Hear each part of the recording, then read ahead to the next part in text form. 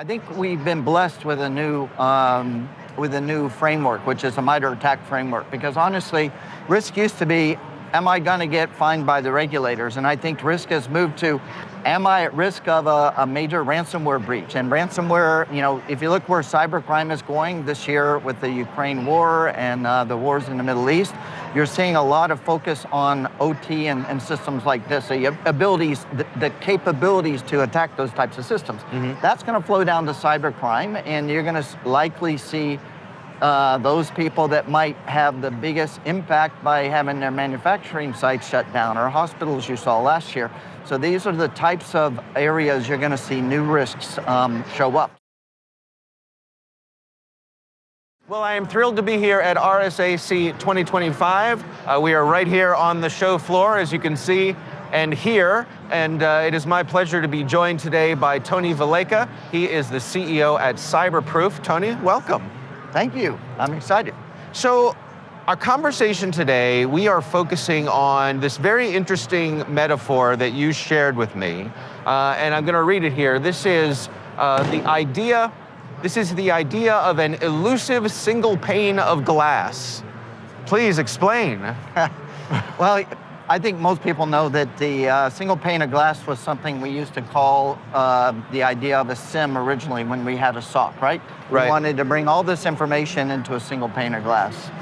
But as we look forward, it's not just the defensive capabilities that are important. We're looking more at the more proactive things we can do in cybersecurity. So anything that we do in cybersecurity always has a denominator of cost. So nobody ever wants to spend a buck more than they have to protect themselves and bring down their risk. So to me, the single pane of glass needs to start guiding people on what's the best next dollar spent to reduce my cyber risk. So that's the proactive side and the defensive side. And some companies are even talking now about the predictive side. What is the next generation of attack coming with AI, and how do I protect myself against that? Yeah. Well, I mean, I think when we're talking about glass, there are a couple things I think of. There's, of course, in case of emergency, break glass, right? Yes. But then, there's plate glass, there's tempered glass, and those break in very different ways. Does that metaphor extend to security, that not everyone's glass is created the same? Not everyone's risk profile is the same? Yeah, no, that's a great analogy, actually, because in fact, with many of our large enterprise clients, they're saying, I need to look at risk the way I need to look at risk, right? And this comes back to one of the foundational concepts, which is risk itself needs to be tailored to the organization that you have, and it becomes a language. For example, you need to know where your riskiest assets are, where your crown jewels, as they used to say, are, and these sorts of things. Right. And I think also, a lot of times when we talk about risk, people think that, hey, we're trying to add up the dollars and say, I'm carrying $500 million worth of risk. I think that's where the models fail, because nobody can really tell you how much risk you're carrying. The insurance providers may want that in their cyber risk, but I think the models will break down. What we really want to know is, where do we spend that next dollar? And should I spend it on reducing an exposure to an attack, or should I build a new detection rule, or should I invest in better threat intelligence? So this is more of a analysis on how I optimize my spend to be able to get the maximum reduction in risk, in my view. Are there common blind spots that people have when it comes to evaluating their risk?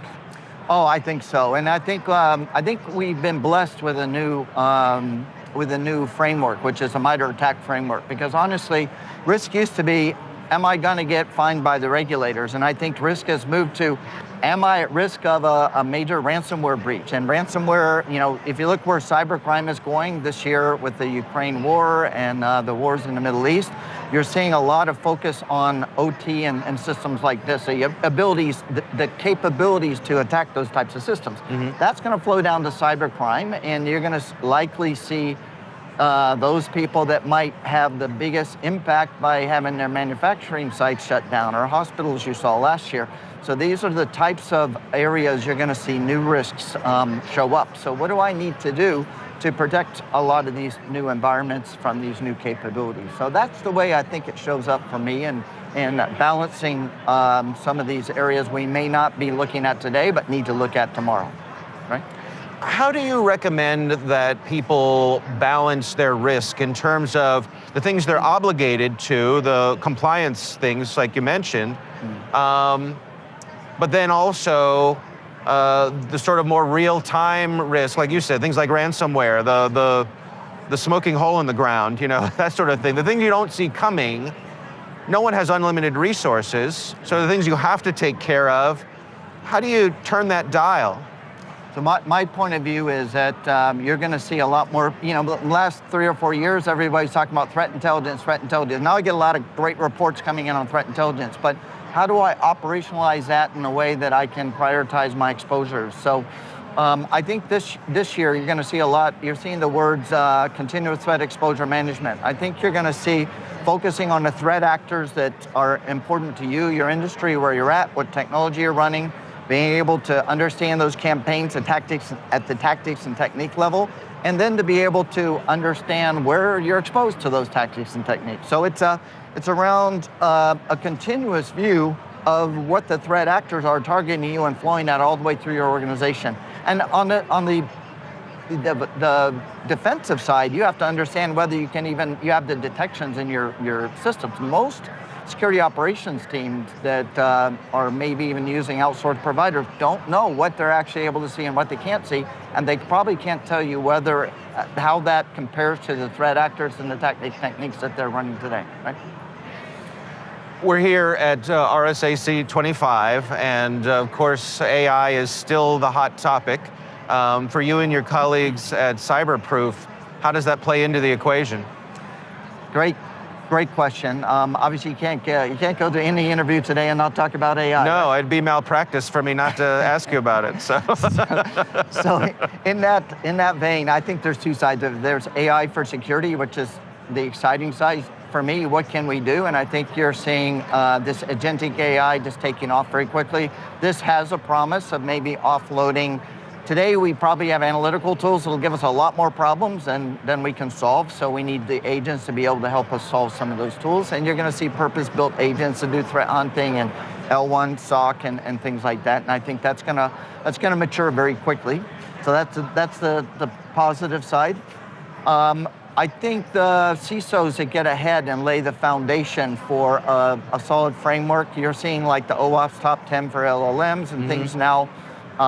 Putting these frameworks in early, I think it's an opportunity for them to take leadership positions in companies, because there are very few roles in an organization that understand all aspects of regulatory compliance, the technical aspects, and even the business aspects, which most CISOs have to in their jobs today. So I think there's an opportunity, but I also think it's like anything, it's a Cold War. It's going to be changing so quickly. You got to stay ahead of it, and you got to make it a priority, or you're going to get behind. Yeah. Right? Yeah.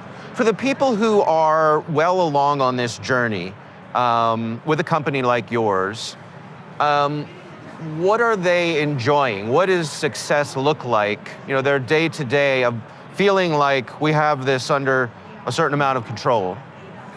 As you say, we tend to work for the larger enterprise companies and more sophisticated companies, and for those, I like to say, do they have a well-managed estate?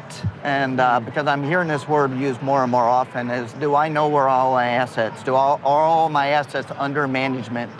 Am I able to make sense of this complex environment and to be able to take advantage of some of this continuous threat exposure management that you're seeing coming out, or attack surface prioritization, or even is my SOC able to see all the things that I need? So I think a lot of it is just putting, and I don't even like to call it governance anymore. Honestly, I think it's a continuous process of making sure that you're keeping your estate well managed so that you can do it. The other problem that I hear many times is, do you have the ability? A lot of times our security teams own the responsibility for the security, but they don't have they don't own the teams that are actually doing things. So you're going to see software development being much more important, right? The kind of defects that are entered into that, or LLMs, but those teams are not necessarily owned. So there may be governance responsibility, but they don't have the responsibility to actually do the fixing. So I think that ability to make sure that you have the right leverage and working with those teams to get things done is going to be critical as the change happens, right? Yeah.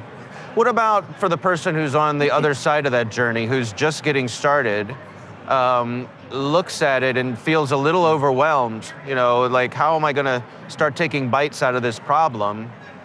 What's your words of wisdom for them? It's great. I think all security people probably feel overwhelmed no matter what. So step back, take a look at the landscape, pick your priorities, take a deep breath, and execute, right? I think execution will be key. We're all going to be wrong about something because we don't know, and it's going to be changing so quickly. I think it's also communicate effectively. I think that's an area that most of us in security can move from a technical conversation into more of a business conversation. It'll be important, and execute. That's my point. Yeah.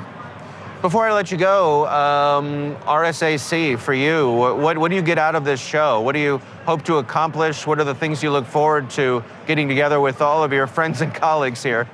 I'm always amazed when the show of 40,000 plus people is here, how many people I run into I know, and I forget. So I love just, reconnecting with people.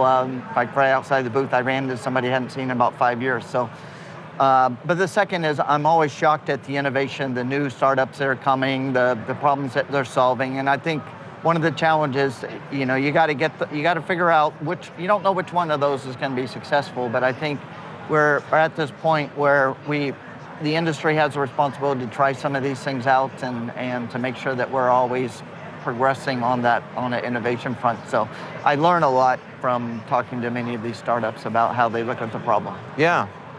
Well, Tony, thank you so much for taking the time for us. It was a real pleasure to get to chat with you. And likewise, I always enjoy these conversations. It always makes me think. So, all right, have a good show. See you soon. Okay, bye.